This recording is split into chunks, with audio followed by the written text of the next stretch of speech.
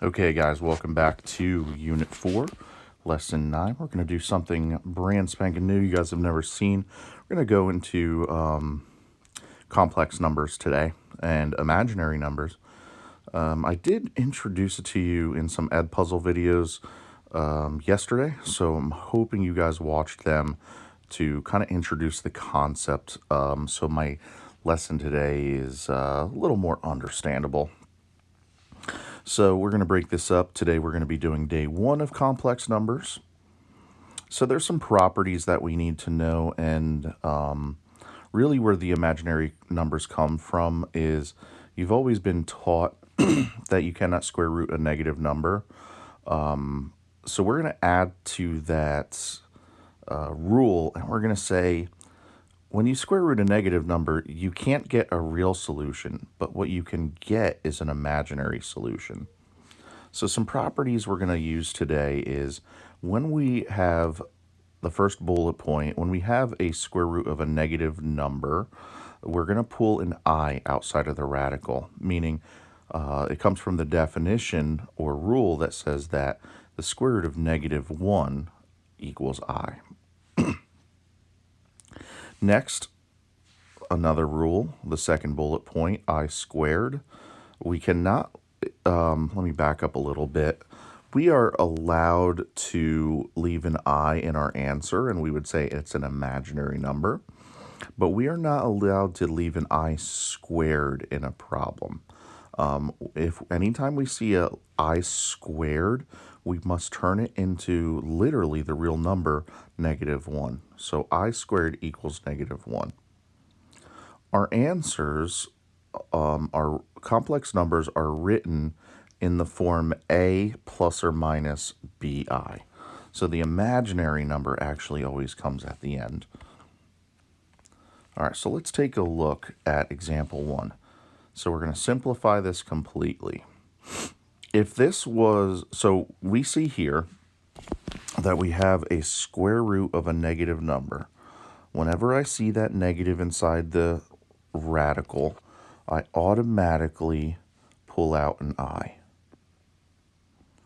And then I try to simplify the radical, but we cannot simplify the square root of 7. So this problem is done. I times the square root of 7. So letter B, I'll pull out an I because I have a negative inside the radical. And then I try to simplify the radical. The square root of 25 is 5. So it's I times 5, which we would call 5I.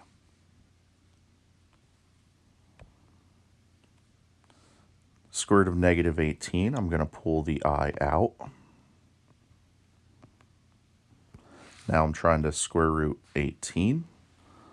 So I'm trying to think of a perfect square that multiplies in the biggest perfect square that multiplies into 18. That would be 9, such as the square root of 9 times the square root of 2. Then the square root of 9 is 3. And then the proper way of writing it would be 3I root 2. Letter D, another negative inside the radical. So I'm going to pull out an I. Square rooting 125, think of a perfect square that multiplies into 125. That would be 25, such as square root of 25 times the square root of 5. The square root of 25 is then 5.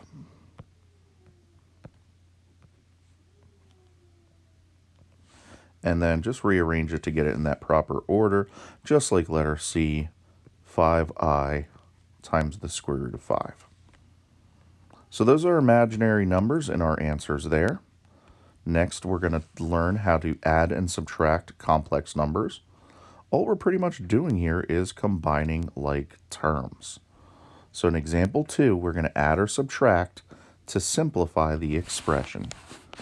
Notice between the parentheses is a plus sign. So that means we're just going to add like terms.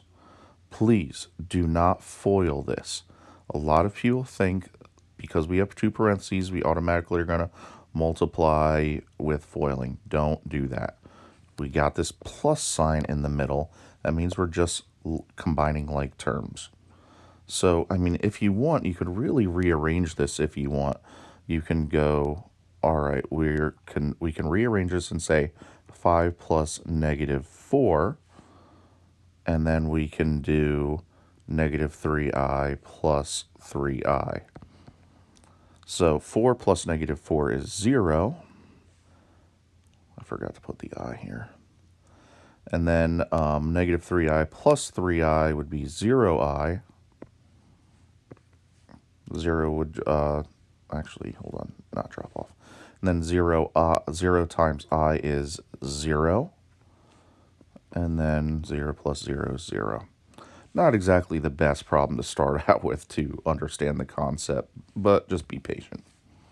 You're really not going to have that come up too often. I actually want to go to letter C next because it has another plus between the parentheses. So again, if I choose to rearrange this, I can go, again, it's combining like terms. So 7 plus -3 can be done to get 4.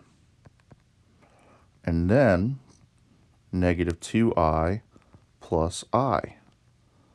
That would be -1i. So then we say, simplify to 4 minus I. All right, let's go to another one where it's pluses in between. So here, -3, do the constants first. -3 plus 3 would be 0. And then the i's. 9i plus 9i would be 18i. So 0 plus 18i simplifies to 18i. Zeros will drop off out of your answer. Okay, what's left? B, D, and E with minuses in between. So now we're going to subtract complex numbers. So what we're doing here is 5. Now be careful anytime you get a minus. So that would be saying 5 minus -2. That's the same thing as saying 5 plus 2 is 7. Remember your double negatives. Whenever I see minus, minus, I change it to plus. And then we would do the i's, -3i minus 4i would be minus 7i. And that's it.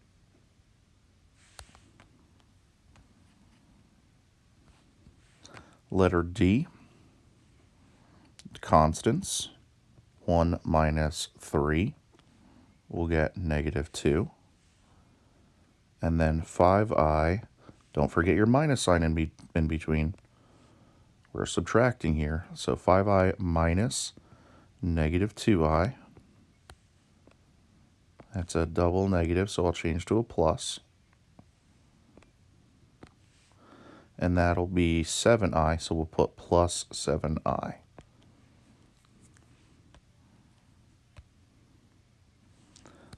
E, the constants, 8 minus 8 would be 0. And then the i's, 6i minus -6i.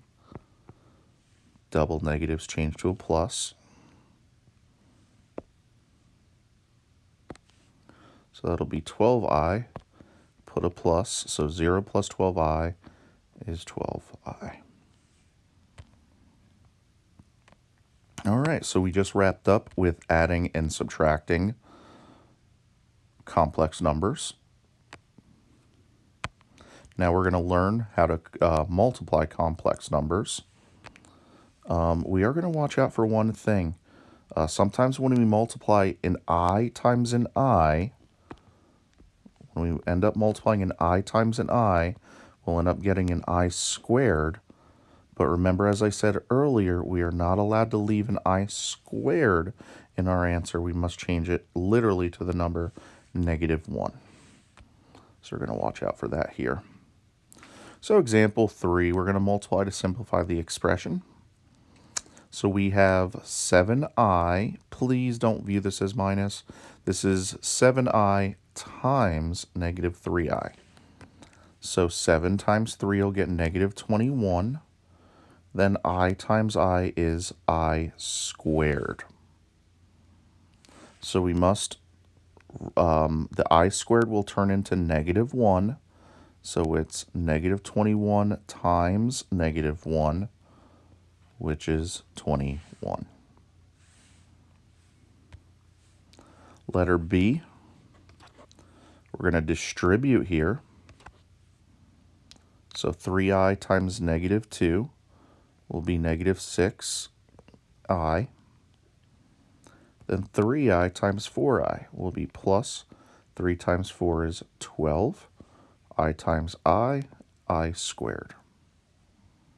So we do have to simplify right here.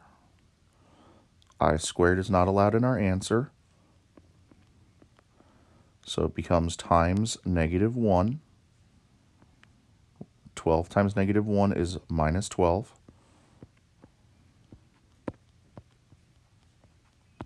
Bring that down. And one more little thing at the end. I mentioned earlier in the lesson, your way of writing complex numbers is in the form a plus or minus bi. So we need the I at the end. So we're going to write this as -12 minus 6i.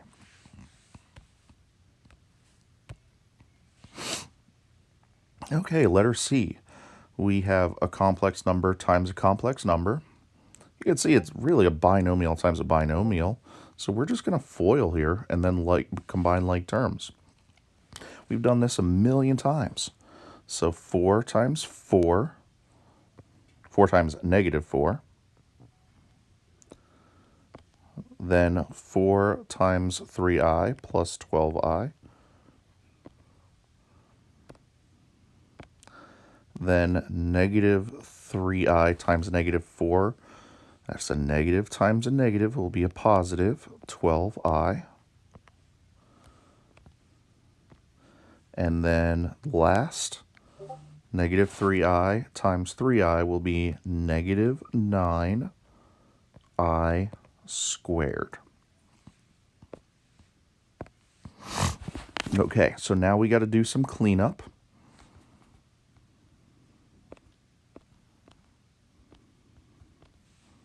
This guy right here, I squared. So that'll become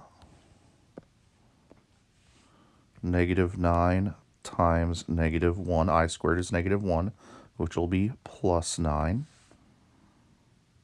What else can we do here? We can actually also add like terms to get plus 24i. Let's bring down our -16 for a second. And then we can actually combine like terms again. These two guys are constants. They can add together. -7 and bring down your plus 24i.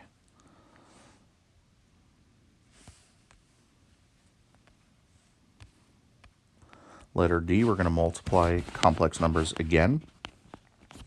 We're going to FOIL. First, outer,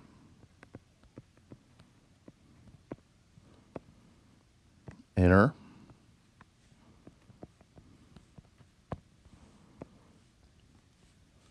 and last.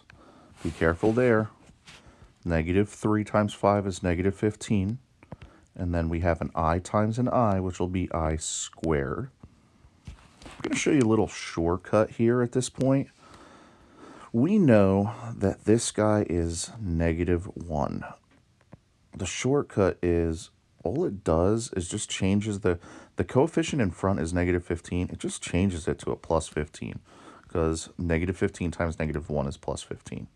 So you could take a little shortcut from that point forward. I make it a little bit more long-winded than it should be. Also, we can combine these like terms here to make minus 2i. Bring down the 8, and then we have like terms again. This and this add up to 23. Bring down your minus 2i. Letter E, we're going to FOIL again, multiplying these two complex numbers. First, outer,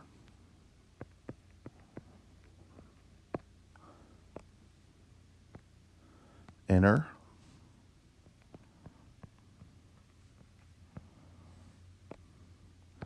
and last. Careful there, 6 times negative 6, and I times I. So what can we do here? I see that I squared, so I'm going to change that to negative 36 times negative 1 is plus 36. If I go to combine like terms, these guys actually add up to 0, so we can cross them out. 0i is 0. Bring down your 64. And then 64 plus 0 plus 36 is 100. So sometimes, notice in this problem, a very important thing happened here. We multiply two complex numbers, and sometimes in our answer we do not get an I. Sometimes we just get an integer as an answer. We'll talk more about that. If you take a look, what did we actually multiply? 8 plus 6i and 8 minus 6i. So the same exact thing, except the signs in between were different. Those are called complex conjugates. We'll learn more about those later. All right, let's see what happens here when we FOIL. First, outer,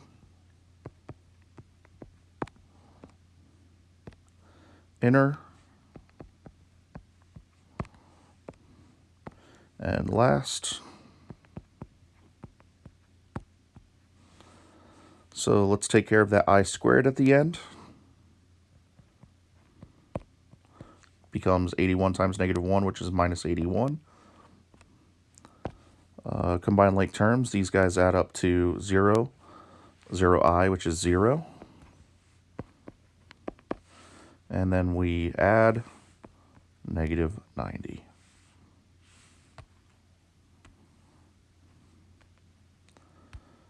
Okay, I'm gonna wrap it up here. I'm not gonna have time to go into dividing complex numbers. I'll just make that part of the lesson before your homework, because I'm afraid this video is gonna shorten me here. I'm at the 20-minute mark now. All right, so complex conjugate, as we discussed earlier, take a look at E here. What did we multiply? 8 plus 6i times 8 minus 6i. It's the same exact thing except different signs. And when we FOILed that out and combined like terms, it actually gave a integer as an answer. So a complex conjugate, like if it says identify the complex conjugate, so if it shows 4 minus 7i, the complex conjugate is just 4 plus 7i. It's not a difficult concept. We're just, when it says identify, it just means list what it is. We're not actually doing any math with it. So B, identify the complex conjugate, that's 9 plus I. Letter C, what's the complex conjugate of 4 plus 3i? 4 minus 3i. All right, so I'm at the 21-minute mark. I would like to be able to squeeze this in, but I can't. So this last part, it's really only 2 problems left in the lesson. What I'm going to have to do is make another like 5-minute ed puzzle for tomorrow or whenever tomorrow is, and or the next day. Sorry. So I will just make it as part of the homework. So it'll be 2 parts. It'll be the ed puzzle for me wrapping this up, and then you'll also complete the homework, the 13 problems in the homework. All right, be good, be safe, have a good day.